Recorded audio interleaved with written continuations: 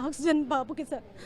Sir sir నాకు ఇటువంటి అవకాశాన్ని కల్పించినటువంటి మీడియా సోదరులకి చేతులెత్తి నమస్కరిస్తున్నాను సార్. 3 రోజుల పాటు ఎటువంటి వేతనలు ఈరోజు పాప ఇంత సీరియస్ కండిషన్లో రోడ్డు మీద తెచ్చారు?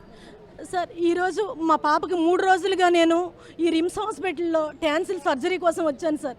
2 days before 3 days before 2 days sir ఈ టెస్టుల కోసం స్పెసిఫిక్గా అన్ని టెస్టుల కోసం తిరిగాను సార్. ఒక థైరాయిడ్ టెస్ట్ బయట చేయించాను సార్. ఉన్ని టెస్టులన్నీ ఇక్కడే చేయించాం సార్.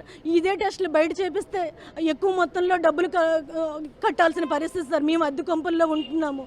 మా పిల్లలకి చదువుల పరంగా ప్రైవేట్ స్కూల్ రోడ్డు మీదకి రావాల్సిన పరిస్థితి ఎందుకు వచ్చింది? లోపల బెడ్ బాగోలేదా? ఏ మౌలిక సదుపాయాలు లేక ఈరోజు రోడ్డు? సార్ అదే విషయం చెప్తున్నాను సార్. సార్ వాష్రూమ్స్ ఫెసిలిటీ లేదు సార్. చిన్న ముడుకుల వరకు నీరండి వాష్రూమ్స్లో. అది యూరినా తెలియదు, వాటరా తెలియదు సార్. ట్యాపుల్లోంచి నీరు అలాగ పోతుంది సార్ ధారాళంగా. డ్రింకింగ్ వాటర్ ఫెసిలిటీ ఇక్కడ ఉంది సార్. ఆ డ్రింకింగ్ వాటర్ ఫెసిలిటీలో పళ్ళు తోముతున్నారు, నీటిని తాగే నీటిని వృధా చేస్తున్నారు. లోపల తాగడానికి వాటర్ ఫెసిలిటీ లేదు సార్. తర్వాత ఇంకా బెడ్లలో సార్ అప్పుడే దోబి నుంచి తీసుకొచ్చిన బెడ్షీట్లు సార్ రక్తపు మరకలతో ఉంటున్నాయి. అక్కడే పడుకోమంటున్నారు.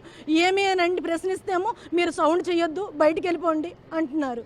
తర్వాత ఇంకా వచ్చేసినప్పటికీ సార్ మేము పేషెంట్ పక్కన ఉన్న వాళ్ళము పక్క బెడ్లో పడుకుంటే నువ్వు ఎందుకు పడుకుంటున్నావు, నువ్వు పేషెంట్ అని ప్రశ్నిస్తున్నారు. అదే ఇక్కడ స్వీపర్స్ ఉన్నారు సార్. టాయిలెట్స్ క్లీన్ చేయాల్సి వాళ్ళ పని. వాళ్ళ టైంలో వాళ్ళది చేయకుండా బెడ్లు 10 బెడ్లలో 4 బెడ్లలో పేషెంట్లు ఉంటే 6 బెడ్లలో వాళ్ళు వచ్చి పడుకుంటున్నారు.